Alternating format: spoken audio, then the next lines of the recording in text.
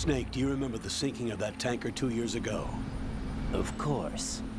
Terrorists blow a hole in an oil tanker full of crude barely 20 miles off the shore of Manhattan. Your classic nightmare. It didn't take long for the government to put an oil fence around the whole mess. And then that massive offshore cleanup facility went up inside. The big shell. I hear the cleanup isn't quite over yet. It takes time. But in the meantime, the shell's become a landmark, a symbol of environmental protection.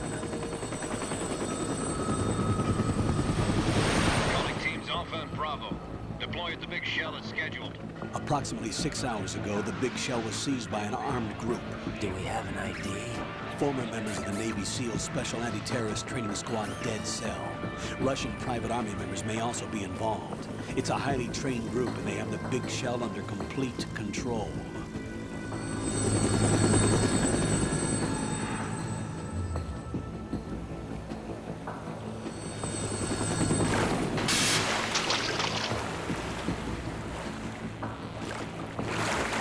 Come in from downwind and pull up fast.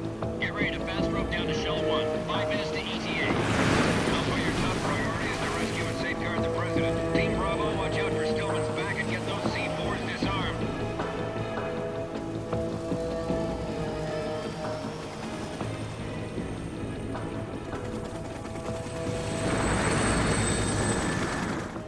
What are their demands? $30 billion. $30 billion? What makes them think they can get that much?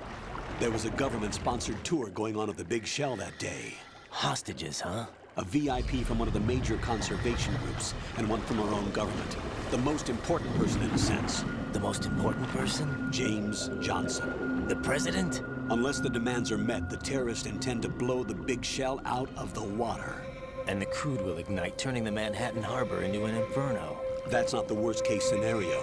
If the chlorides being used to decontaminate the seawater go up with the oil, toxins containing catastrophic levels of dioxins will be released. In other words, the bay's ecosystem will be wiped out, and the sea will turn into a toxic soup for centuries, becoming the worst environmental disaster in history.